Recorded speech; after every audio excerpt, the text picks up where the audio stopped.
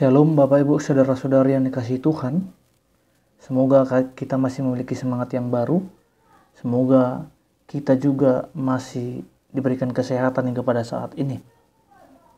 Sebelum kita mendengarkan firman Tuhan yang memberikan kita kekuatan untuk melakukan aktivitas kita hari ini, kita berdoa. Terima kasih Tuhan untuk berkat-Mu yang Kau perbarui setiap hari dalam kehidupan kami. Kami masih boleh menikmati kehidupan kami hingga pada saat ini.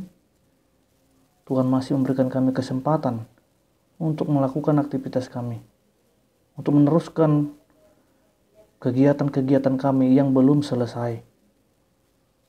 Ya Tuhan Allah, berikanlah kami kekuatan, agar kami beroleh kekuatan yang daripada-Mu untuk meneruskan kehidupan kami, untuk melewati hari-hari kami, untuk melakukan pekerjaan-pekerjaan kami.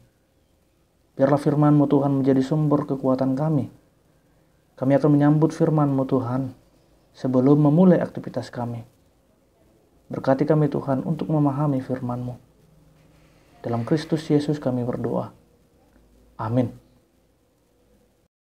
Firman Tuhan pada hari ini, Kamis 29 April 2021, tertulis dalam kitab Wahyu pasal 3 ayat 11. Aku datang segera, peganglah apa yang ada padamu, supaya tidak seorang pun mengambil mahkotamu. Demikianlah firman Tuhan. Bapak Ibu Saudara-saudari yang dikasihi Tuhan, hanya petarung sejatilah yang layak untuk memperoleh kemenangan sejati. Hanya orang yang mampu bertahan sampai akhirlah yang akan memenangkan pertandingan. Ketika tiba kemenangan sejati, tentulah ada upah dari setiap kelelahan, dari setiap pengorbanan yang telah dilakukan. Ketika tiba kemenangan sejati itu, maka mahkota pun akan diberikan. Dan sejak saat itu, pemenangnya akan memiliki status, yaitu sebagai pemenang. Gambaran ini juga terjadi dalam kehidupan orang yang percaya pada saat penulisan teks ini. Ada banyak yang mati martir akibat penganiayaan.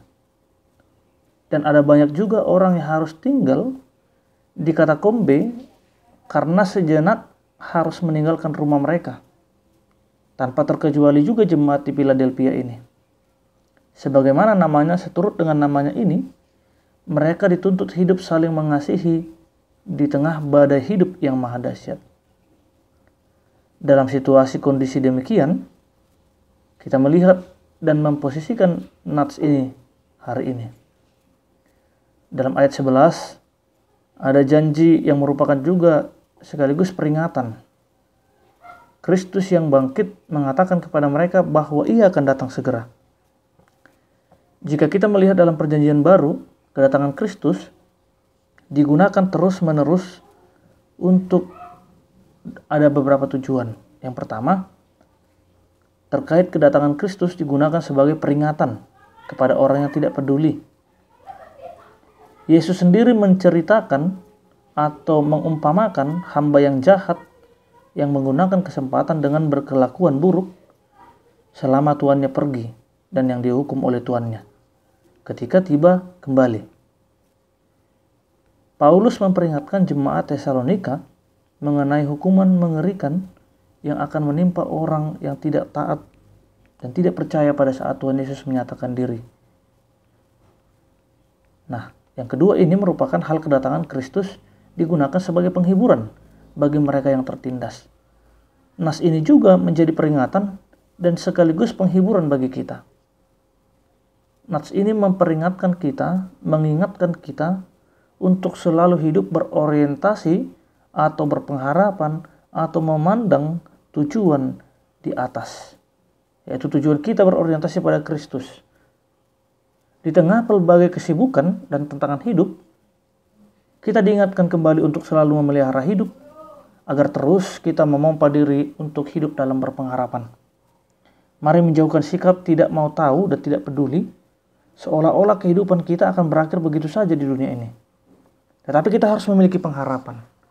Pengharapan akan mahkota yang akan kita terima kelak.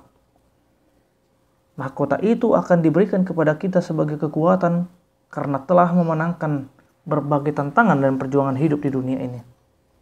Selain itu, nats ini juga menjadi penghiburan bagi kita. Menghibur kita,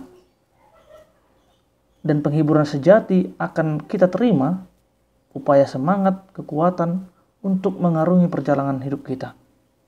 Mari Bapak Ibu Saudara-saudari yang dikasihi Tuhan, mari kita memiliki dan memelihara karakter sebagaimana orang yang akan bertarung, memiliki semangat untuk menjaga asa agar mendapatkan kemenangan.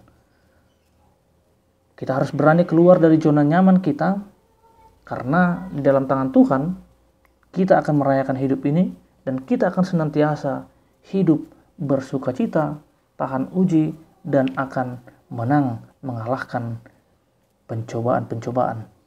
Amin. Kita berdoa. Bapa kami yang di sorga, terima kasih Tuhan buat firman-Mu yang menyapa kami hingga pada saat ini, menguatkan kami sekaligus menghibur kami. Kami kuat Tuhan oleh karena Engkau. Kami juga Tuhan memperoleh penghiburan yang juga daripada Engkau Tuhan. Kuatkan kami Tuhan untuk melewati hari kami, dan juga Tuhan sertai kami Tuhan dalam setiap aktivitas kami. Tuhan yang memberkati setiap jemaat Tuhan agar senantiasa bersukacita dan berpengharapan hanya di dalam Tuhan. Ampuni kami dari dosa dan pelanggaran kami. Di dalam Kristus Yesus kami berdoa. Amin.